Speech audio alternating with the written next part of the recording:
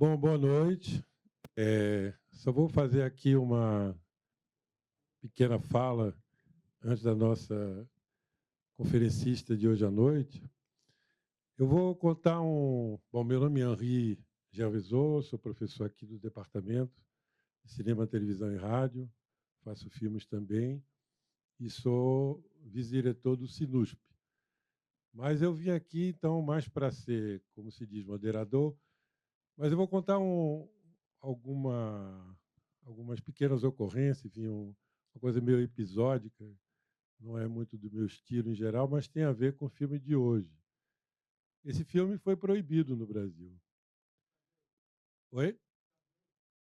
Então.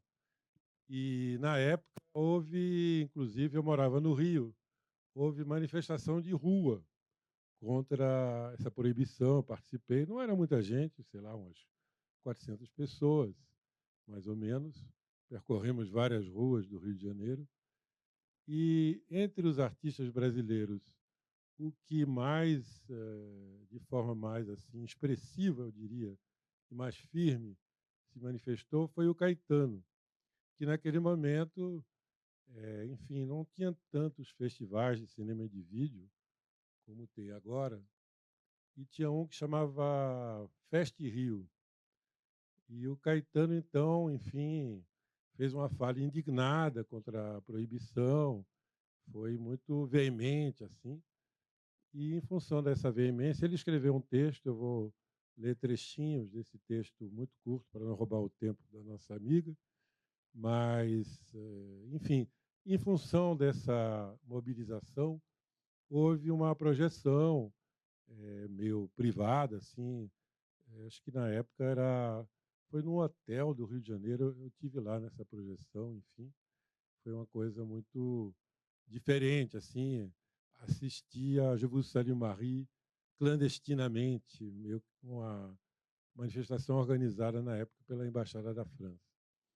E aí o Caetano escreveu um texto. Eu considero, já li muitos textos do Caetano, mas considero esse texto um dos textos em prosa mais bonitos que ele escreveu. Não sei se você conhece, chama Fora de Toda Lógica. Eu vou só ler alguns trechinhos que eu acho que vale a pena. O telegrama de Roberto Carlos a Sarney, congratulando-se com esse veto a Je vous salue Marie, envergonha a nossa classe. Assim começa o texto. Godard encontrou há muito tempo meios de montar uma imagem em movimento com uma imagem estática, sem que se perca a leveza do corte e a fluidez da sequência. Em Je vous salue Marie, a alternância, sem tropeços, das imagens intensamente movimentadas de uma moça que joga basquete com a imagem de uma lua imóvel é, para além da maestria formal, uma dança do intelecto entre os signos visuais. A bola, o corpo, a lua, a barriga, a alma, o feminino, o branco, a terra-céu. Aí vou pulando. O artista que. Peraí.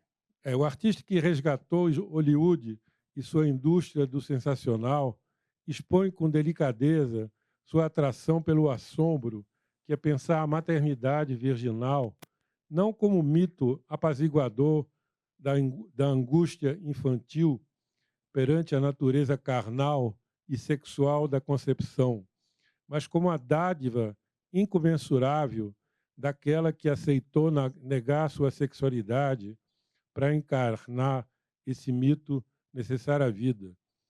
E que, por isso, eu achei que era interessante, tinha a ver com sua fala, né? E que, por isso, é uma metáfora da aceitação da vida mesmo pela matéria e da matéria pelo espírito. A alma tem um corpo. O filme é a prova do que isso é possível, pois acontece sobre os nossos olhos. O medo, o sangue, a alegria. Faz sentido dizer que a concepção virginal de Maria não poderia se dar sem José. As deslumbrantes tomadas da mão que tenta se aproximar da barriga, eu te amo, que não se deixa tocar, são o canto doloroso, entre aspas, apesar do intelectualismo francês e da finura impressionista do estilo, o filme faz pensar não apenas em Lorca, mas no Cantos Flamengos. Então, são um canto doloroso a falar de um corpo que possui uma alma que aprende a aceitar a aceitação da alma apreendida, mas nem por isso menos dolorosa, do inexplicável por uma alma que possui um corpo. Maria é uma personagem muito próxima do artista, que aceita sem compreender, que recebe antes de dar, que acolhe a palavra fora de toda lógica e que lamenta não poder aceitar tudo e todos com mais felicidade. Enfim, é um texto fácil. Se vocês digitarem na internet, no Google, fora de toda lógica, aí tem lá Caetano é foda, não sei o quê, um blog, que aparece esse texto na íntegra, que foi publicado na época na Folha de São Paulo. E, enfim, a censura, além da censura oficial, era grande. Eu me lembro, na época, junto com os amigos, a gente queria organizar uma exposição no MIS do Rio de Janeiro sobre o filme e a censura cinematográfica no Brasil. Eu escrevi para o Godard, para a produtora do Godard, ele mandou um monte, sabe aquelas, não cartaz, mas aquelas fotos que tem, assim, que às vezes está fixado. Eles mandaram uma porção, assim, a gente tinha um material muito bom para fazer essa exposição, mas a direção do MIS proibiu. Então, enfim, só queria trazer aqui esse pequeno comentário do Caetano, que me parece pode ser talvez uma introdução para a sua fala. Então, te convido a vir aqui e ocupar o lugar que é seu.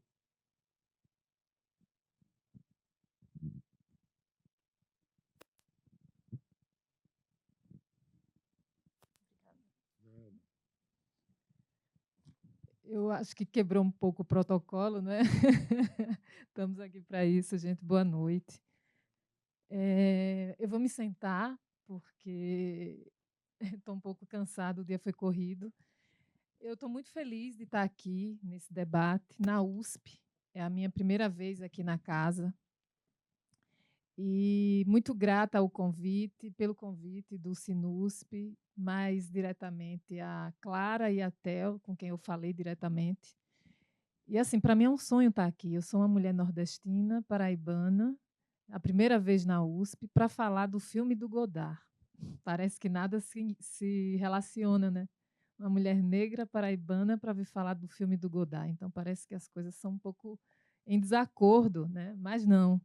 E aí eu tenho uma historinha sobre o filme o meu encontro com esse filme. Eu comprei numa banquinha que tem lá em João Pessoa, que fica em frente ao antigo cinema municipal. Hoje, o cinema é ocupado por uma igreja neopentecostal, né? Assim como em grande parte dos cinemas brasileiros. E essa banquinha é conhecida lá em João Pessoa como a banquinha Cinecult. O cara, ela não existe mais, na verdade, depois que o streaming bombou, o rapaz fechou a banca e foi vender outra coisa. E aí ele gravava filmes para a gente da universidade, né? Os filmes difíceis, assim, ele encontrava o piratão mesmo e a gente eu não estou fazendo apologia à pirataria, não, gente, mas é porque é só para tirar um pouco o Godard dessa aura assim, intocável, né, do intelectual europeu. Então, eu comprei no Camelô, lá na Paraíba, o filme do Godard, e o artigo que boa parte do pessoal teve acesso foi feito a partir dessa cópia pirata. E, assim, foi uma experiência que marca um momento muito específico da minha vida. Eu vendo esse artigo, eu escrevi em 2018, e eu vendo hoje o filme, eu não sei se eu escreveria sobre esse filme. Eu fiquei me perguntando que diabo eu estava querendo, escrevendo sobre um filme tão complexo, né? Tão difícil. Mas esse filme dialogava muito comigo naquele momento. E é muito doido porque o Godard tem uma história assim muito conflituosa com as mulheres, né? Aquele filme lá, acho que é o Formidável, com o esqueci o nome do ator, um ator bonitão, francês. Se vocês lembrarem, vocês me falam. Não, é um filme de 2017, é o Garrel, é. É 2017 esse filme. E o Godard seria o que a gente chama hoje de um esquerdomacho, né? Ele se dizia comunista, marxista, mas ele não dialogava com o proletariado, né? Ele ficava lá bem bonitinho falando coisas sobre marxismo, comunismo, mas ele não tinha trato com o povão, né? E aí eu peguei o Godard da pirataria e escrevi um artigo para o FJF, para vir falar na USP, né? Então, é como as histórias se formam, né? As ironias da vida. E aí eu tinha acabado de fazer minha tese e pareceu um parto para mim, né? A experiência, não sei se tem algum mestrando aqui, doutorando, e é uma experiência extremamente dolorosa, uma experiência de morte. São 4 anos, né? Então muita coisa muda na sua vida. Você realmente morre e nasce de novo. E resulta numa coisa muito bonita, mas que não é a tua vida, né? A tese, um mestrado e uma tese não são a tua vida é muito mais, embora tome a tua vida num determinado momento ali. E esse filme falava muito desse parto doloroso que eu tive no doutorado. Eu, nessa época, estava muito batalhana, né? O Bataille foi a chave de leitura assim, para eu desenvolver esse artigo sobre o Je vous salue Marie. E eu estava muito batalhana também, e esse filme dialogava muito com o que eu estava refletindo teoricamente, mas também com a experiência psíquica, afetiva, corporal, né, no meu processo no doutorado. E ele é muito feminino, né? Eu acho que o filme tem uma coisa muito interessante, como os homens são ridículos, né? Tem uma hora assim que beira são bufões. O coitado do José, assim, parece um grande bufão diante da enormidade que é Maria, né? E as suas reflexões profundas, né? Então é um filme muito feminino, muito. E eu falo mesmo de um ponto de vista extremamente feminino, de vivência, né? Acho que me apropriei desse filme mesmo para um momento de vida. Não trago aqui grandes reflexões teóricas, mas é de como a arte, ela comunica coisas que a gente não está conseguindo produzir palavra, né? A menininha, acho que é aquela menininha que acompanha o Gabriel, ela diz, né, que Maria procura a tua forma. E Maria diz: "E qual é a forma?" Aí ela diz: "É a palavra", né? A palavra, né? O verbo divino, mas também é uma configuração de si mesma, né? Uma forma de dizer sobre si mesma. E esse filme ele dizia muito sobre mim naquele momento, né? Sobre o feminino. Então, o recorte que eu fiz no artigo é muito nesse sentido. O filme ele é enorme, ele dá pano para manga. São muitas camadas interpretativas, né? Se a gente eh, tomar uma noite para discutir esse filme, a gente não vai chegar nem na beirada, porque são muitas e muitas camadas metafóricas, simbólicas. E eu faço um recorte ali muito preciso, né? A gente tem no filme ali histórias paralelas, né? Do professor com a Eva, e você tem a trajetória de Maria. Eu vou fazer um recorte aqui, precisamente com essa trajetória, essa experiência interior de Maria, e deixo aberto depois para o debate, para quem quiser complementar, algo que não seja tocado aqui no que eu discuti, né? Então, eu acho que a sacada do Godard nesse filme é trazer para a cena aquilo que a tradição bíblica não trouxe, que é como é isso de você gestar o filho de Deus. O que é isso para uma mulher? O que foi isso para Maria, gestar o filho de Deus? Que experiência é essa? Gestar num corpo de mulher o divino, né? O fruto do divino. E isso não tá dito nos evangelistas, esse momento dos 9 meses. Né? Isso é totalmente silenciado. Se anuncia a concepção de Maria, a concepção, né, imaculada, o anjo Gabriel vem e anuncia, mas não há nenhuma dedicação ao processo, né, afetivo, espiritual de Maria em gestar uma vida, gestar essa vida, né, divina. Eu acho que é muita sensibilidade, assim, né, uma artista foda, ter esse olhar sobre algo tão delicado e que a tradição evangelista não estava interessada, né. Eu vejo aqui mais homens do que mulheres, né, eu lamento isso, eu não sei se é uma característica da área, porque na minha área eu não me apresentei, né, eu sou professora de ciência das religiões, não sei se vocês conhecem essa área, é uma área recente no Brasil. Filha da teologia cristã, mas a gente atua a partir de uma perspectiva da diversidade religiosa. E ainda é uma área muito masculina, porque vem da teologia, então tem muito pastor, muito padre, e a gente está procurando fazer um trabalho diferente, né? A partir dessa perspectiva da diversidade religiosa. E com essa mostra, vocês trabalham duas categorias bem importantes para a nossa área, que são as categorias sagrado e profano, né? Que no filme se misturam. No filme são duas categorias que se mesclam. É difícil delimitar fronteiras entre o que é sagrado e o que é profano. Então, é interessante pensar essas duas grandes categorias como algo que orienta, né, a poética desse filme. E, e o corpo de Maria, ao mesmo tempo que é profano, no sentido que está fora, né, do ambiente sagrado, é o corpo gozoso, é o corpo do prazer, é o corpo do desejo, é o corpo que de forma imaculada concebe Jesus Cristo. E aí o signo, né, fílmico da vulva de Maria é eu diria assim, um núcleo poético fundamental nesse filme, né? Eu acho que esses closes, essa vulva, né, muito adulta e feminina, com muitos pelos, ela marcam a poética do filme, né? Essa dualidade é uma vulva virgem, é uma vulva que fala, que convoca o desejo, e tem aquela cena que ela coloca a mão, né, e ela retém a mão, como se ela quisesse, assim, num gesto masturbatório, né, sentir o prazer, mas ela segura. Então, o filme, o tempo todo, nos coloca diante desse conflito em que ela tenta entender o corpo e, ao mesmo tempo, ela se retrai.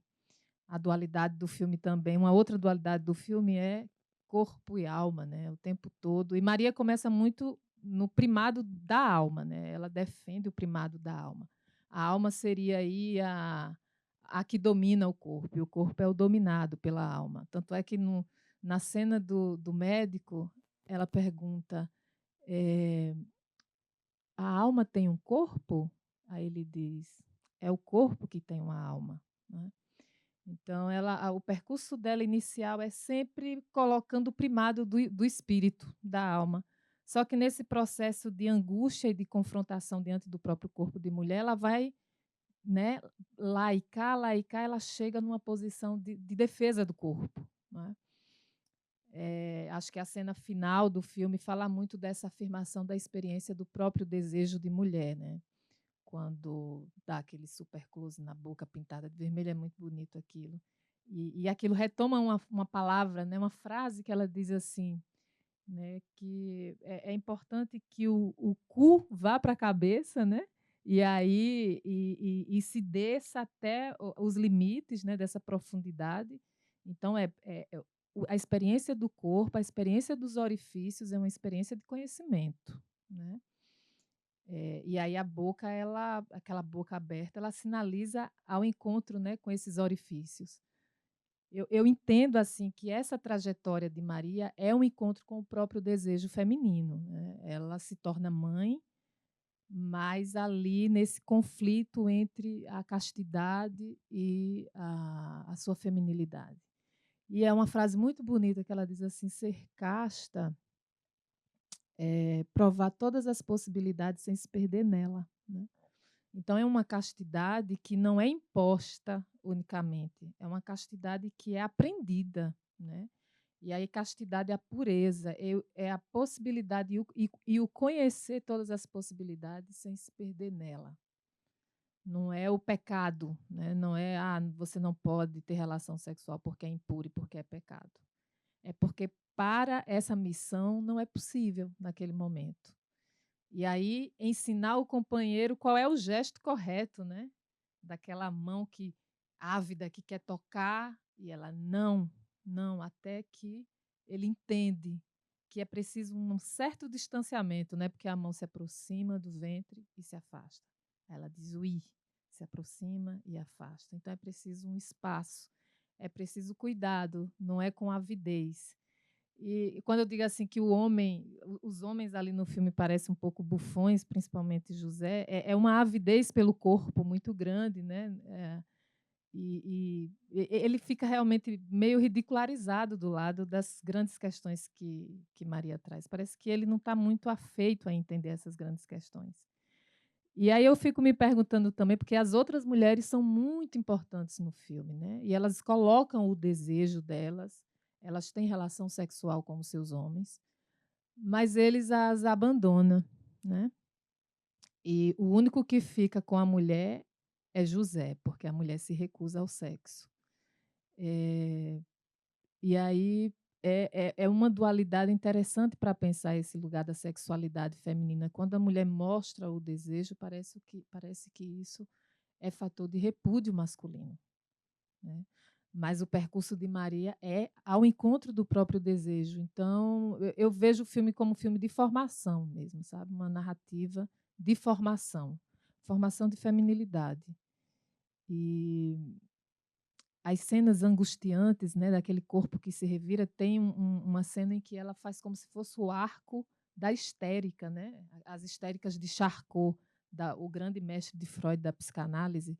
E a histérica ela sofre do corpo, né? O corpo da histérica é um corpo que ressoa o desejo censurado. Esse corpo que adoece, ele adoece porque é o desejo que está sendo censurado, então o corpo vai e fala. Ela seria algo, uma poética da histeria também ali naquele filme, me parece, né? Porque ela está o tempo todo tendo que lidar com essa censura, né, do espírito sobre o corpo. E aí, no final, ela, com o seu salto alto, andando pela cidade, o anjo Gabriel, Je vous salue, Marie. Né? Agora você, Ave Maria, é a melhor tradução, né, para esse filme, Ave Maria. E ela realmente se torna Maria, né, a partir do momento que ela passa o batom na boca e reconhece o seu eu mulher. Eu só vou fazer essa fala curta porque eu quero ouvir vocês também. Eu acho que a gente pode dialogar. É um espaço para a gente conversar, não é para dar aula nem fazer palestra, é para a gente dialogar. Quero muito ouvir vocês. Theo, se você puder coordenar o debate, seria ótimo. Gente, quem tiver pergunta, levanta a mão que eu levo o microfone. Ou alguma contribuição, Sim, né, na também. leitura que vocês tiveram do filme, das impressões.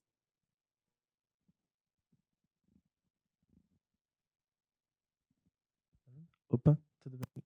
Eu sou o Felipe, eu também sou aqui da curadoria do Sinusp. E a gente fazendo a mostra, a gente também estava bem... Justamente, sobre sagrado e profano, e a gente estava lendo um pouco aquele texto do Mircea Eliade, né? Que eu acho que não, que é Eliade, isso. E chegou uma parte do texto que eu não cheguei a ler muito, mas que me deixa muito curioso em relação a esse filme, porque o Godard decide fazer a Maria no mundo moderno, né? Ele não se decide voltar no tempo para contar como teria sido lidar com a gravidez no ano de nascimento de Cristo zero, né? E queria saber o que você vê disso, que eu sei que tem uma parte do texto que é mais para depois do livro, né? Que é do homem religioso moderno, coisa da religião no mundo moderno. Queria saber o que você vê no filme que ele bota dessa relação com o moderno mesmo, assim, né? Porque é isso, ele decide não voltar no tempo, que nem a gente vê, por exemplo, no Pasolini, no Decameron, ele volta, ele não tá colocando a história do Decameron no mundo moderno. O Godard não, o Godard coloca a história de Maria nos anos, não lembro qual o ano do filme, mas 85. A gente vai trocando assim? Pode ser?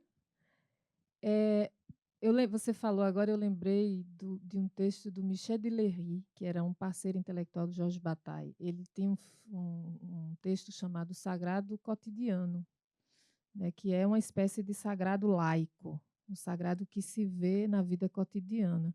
Há uma tendência na Europa, depois das guerras, né, de se voltar para a experiência sagrada.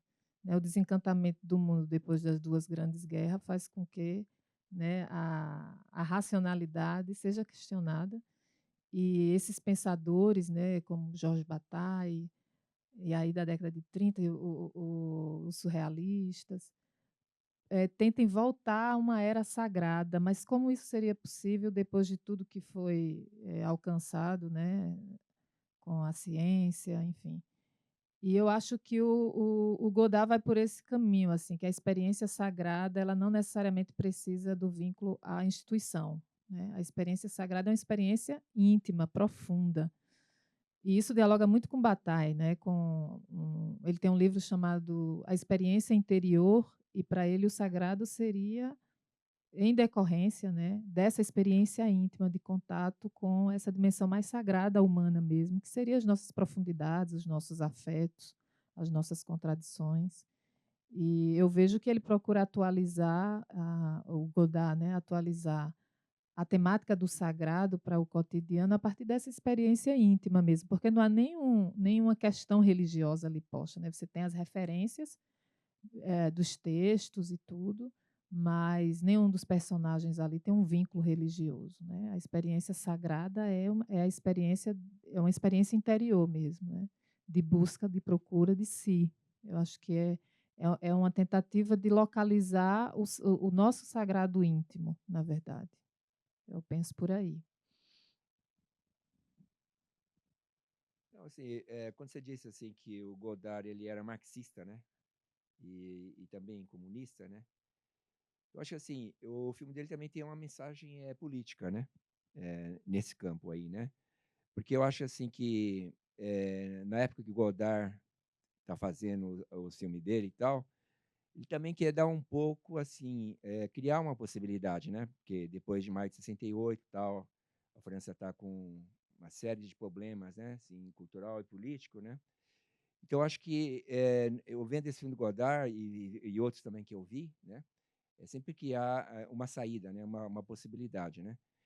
E eu acho que nesse sentido o Godard fez muito bem, né? Assim, até assim, que é o próprio final do filme, né? Que se comentou, né? Que ela está com um batom assim bem saliente, né? Que mostra essa questão, né? Do desejo, né? E também ao mesmo tempo ela fala assim que é a questão da marcação, né? Que é importante, né? Quer dizer que é algo assim que já ocorreu, né? Vamos dizer assim, como se fosse como se fosse assim uma fenomenologia mesmo, né? De algo acontecido, né? Então tem que ver assim que esse longo período, né? Que ocorre, vamos dizer assim, dentro dessa perspectiva do marxismo e do comunismo, né? Desde da Comuna lá, né? De Paris e tal, né? Então o Godard tem aí um longo tempo, né? E também já acho que já nesse período que ele está fazendo o filme, então ele já tem uma matéria, né? Uma luminosidade para trabalhar, né? E que fica muito perceptível, né? No filme, né? Dessa questão da lua fixa e outros, né? E close, né? Assim bem enquadrado, né? Que mostra no filme, né?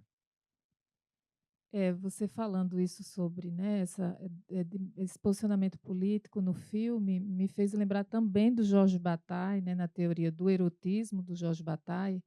Jorge Bataille foi um marxista e ele acreditava que a possibilidade revolucionária, de luta contra o capitalismo era o erotismo, era o amor, era o encontro com o outro, né, o derramar-se com o outro, o valor comunitário, a entrega ao outro.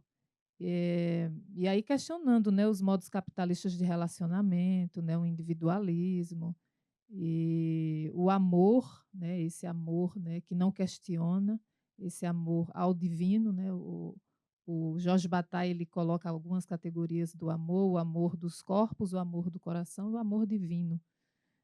E tudo são chaves de leitura para entender realmente um posicionamento político dele de crítica ao capitalismo moderno, né? Que é realmente de questionar o individualismo, esse posicionamento ele fala, né, que há um abismo entre as pessoas.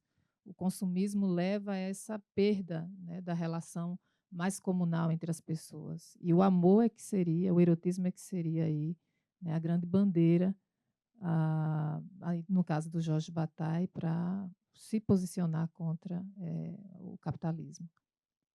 Eu tenho duas questões que eu fiquei pensando revendo o filme hoje. Primeiro, me impactou muito revendo ele a fixidez do filme, né? Ele quase não, a fixidez em questão de movimento de câmera. Ele quase nunca ele tem movimentos de câmera.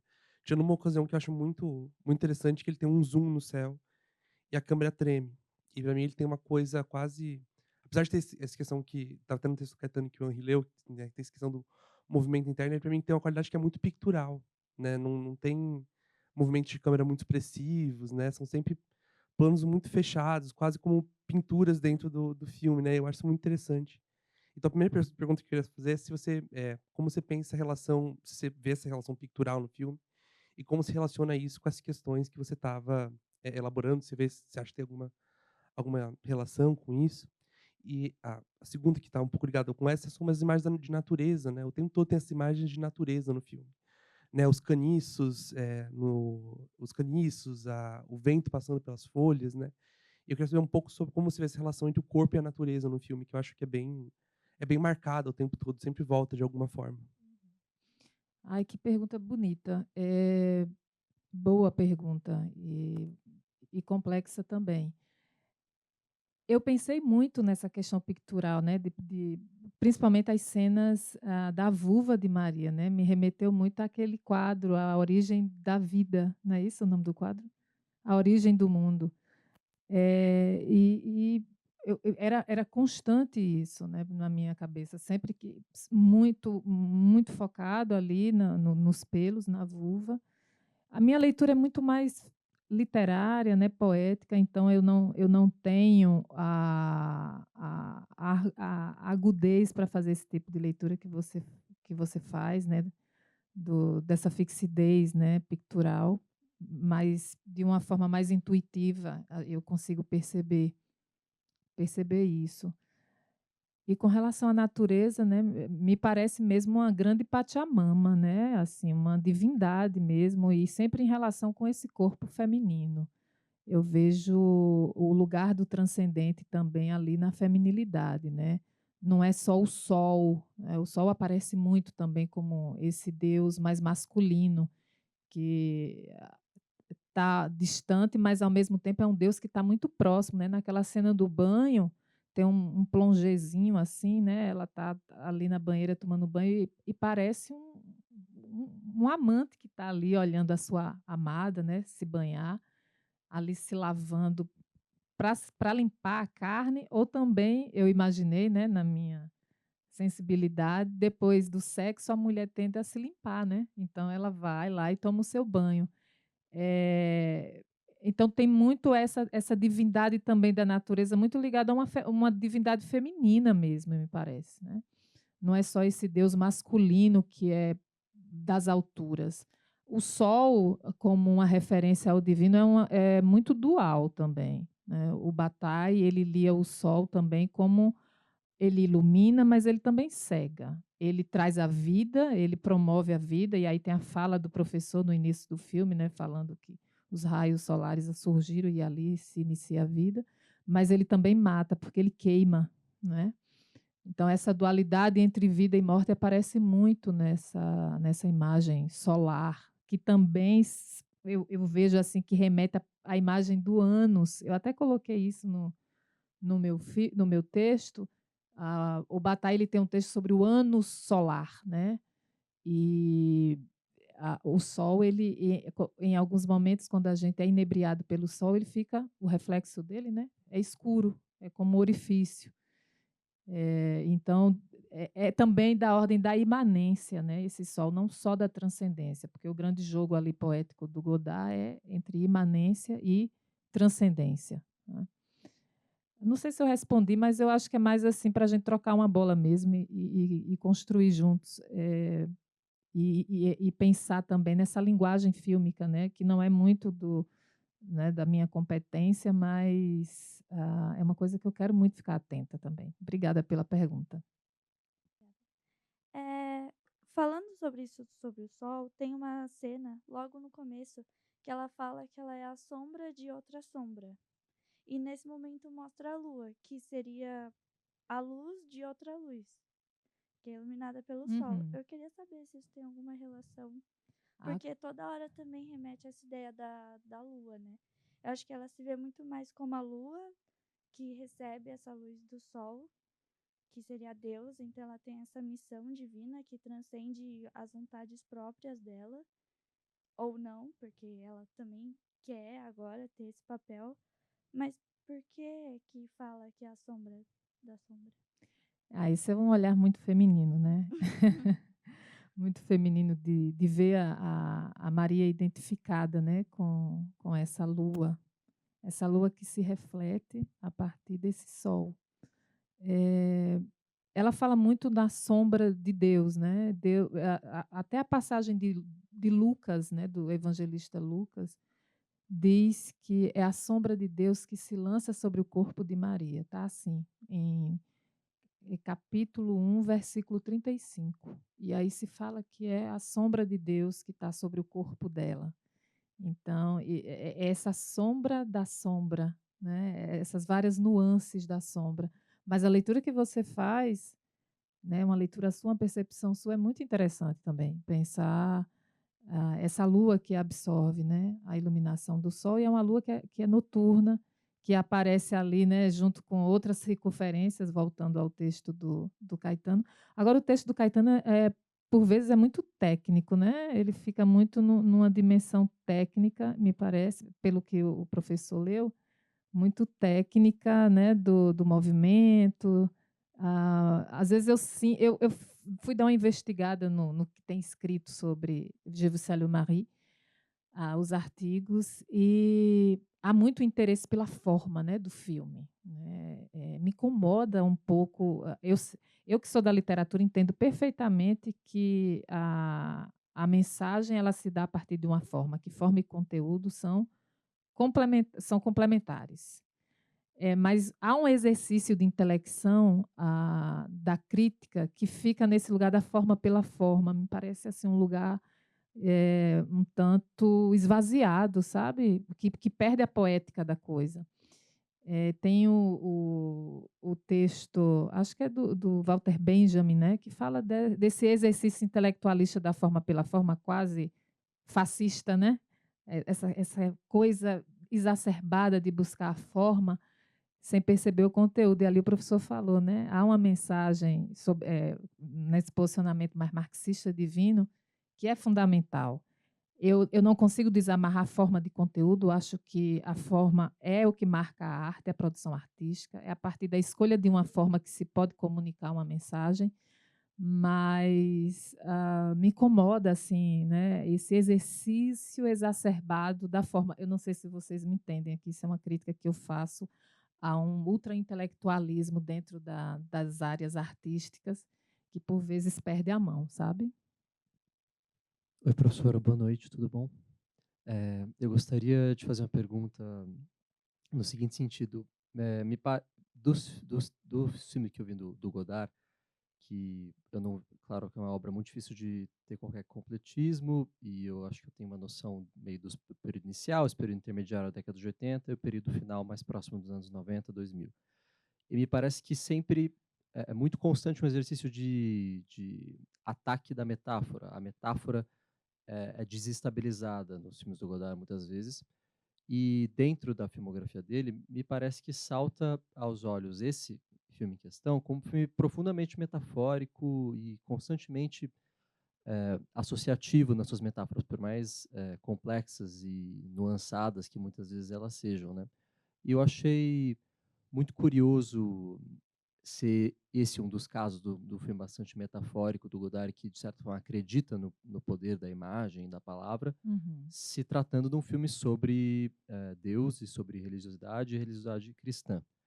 E daí, nesse sentido, a pergunta que eu gostaria de fazer é sobre, por uma curiosidade mesmo e desconhecimento meu, da ideia de metáfora nos estudos religiosos e na religião cristã, porque me parece que é algo muito importante, até no sentido de que a transfiguração, por exemplo, do corpo, da hóstia no corpo de Cristo, é uma espécie de ênfase da metáfora até que ela se torna uma espécie de realidade, assim, né? Algo que é um processo linguístico que se torna um processo religioso, assim, é curioso. Isso eu queria te perguntar, enfim, se você tiver alguma coisa a comentar sobre Sim. essa ideia.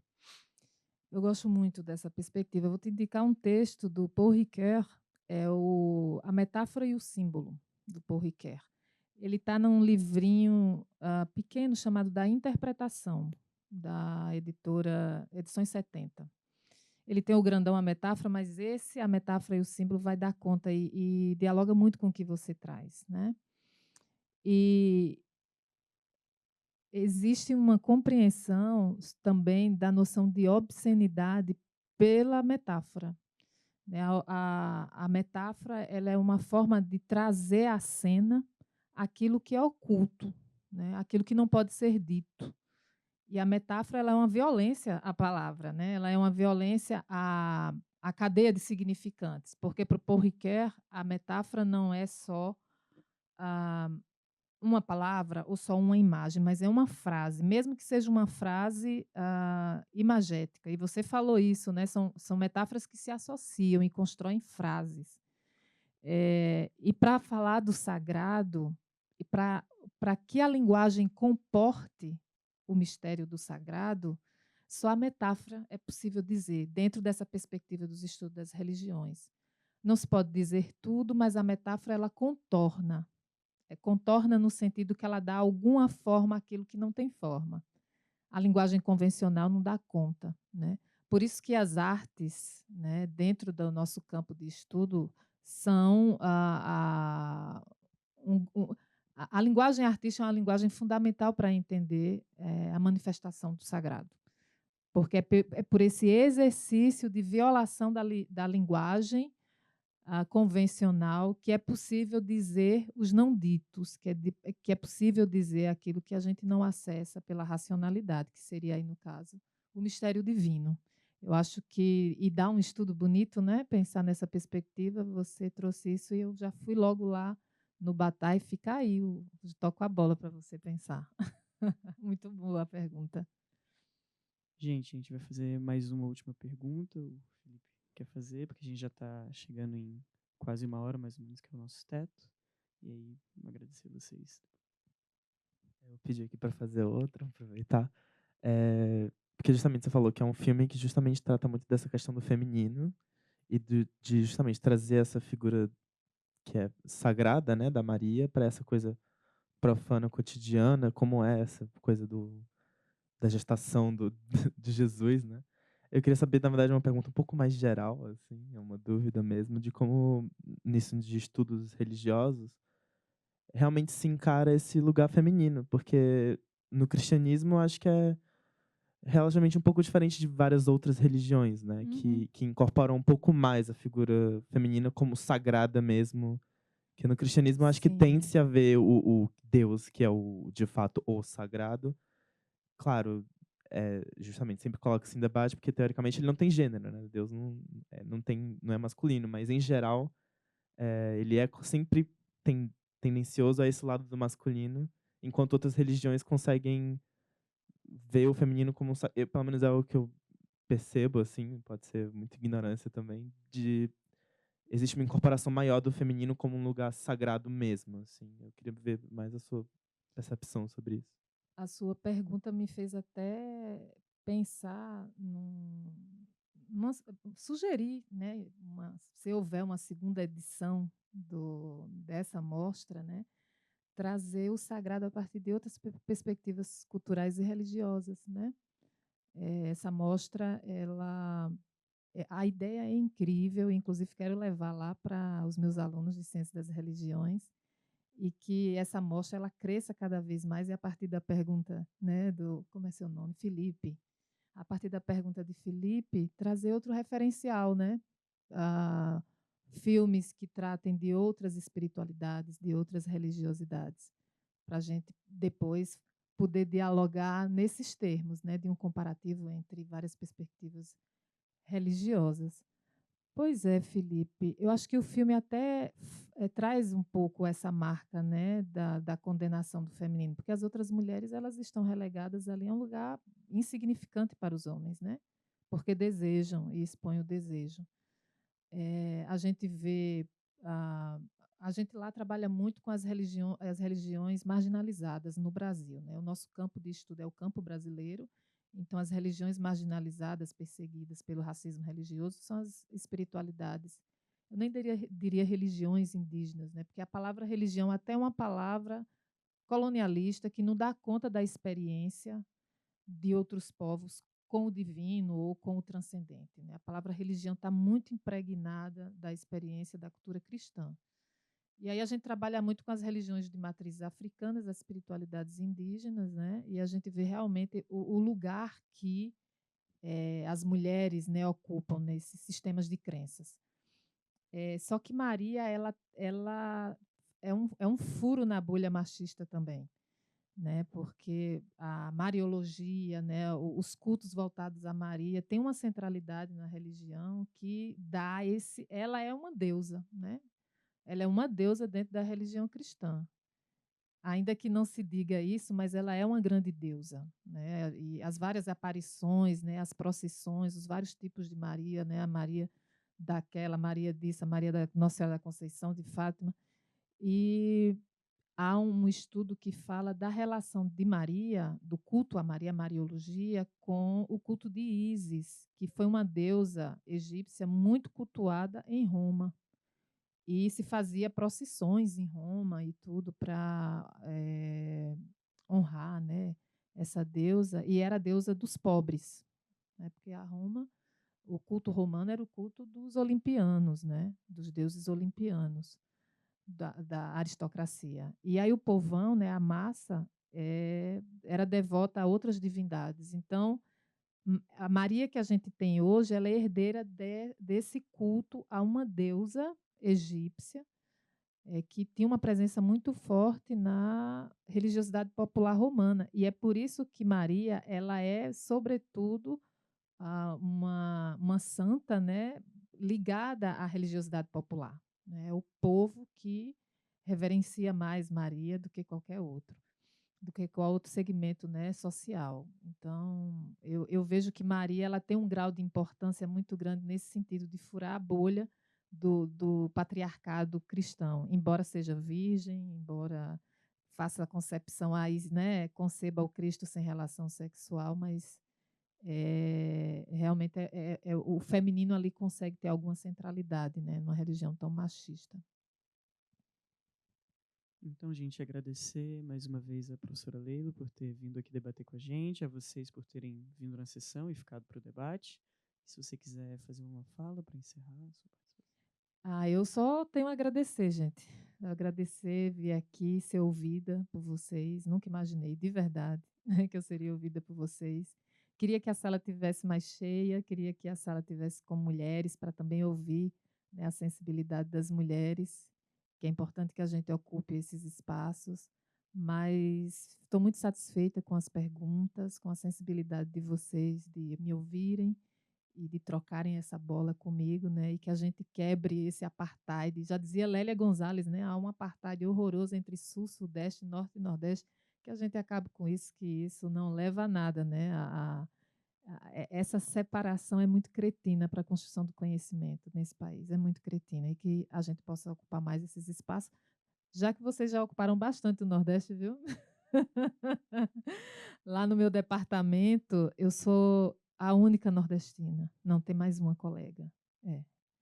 Então, a gente ainda está lutando para ocupar esses espaços. Por isso que, para mim, é muito político estar aqui, dialogando com vocês e ter a receptiva de vocês de uma forma muito cuidadosa, respeitosa. Eu só tenho a agradecer, de verdade. E aí, contem comigo para pensar uma nova edição, que essa mostra ela tenha aí uma longevidade interessante para vocês trazerem o debate sobre a diversidade religiosa, né, para outros campos, outros sistemas de crenças que não só o cristianismo.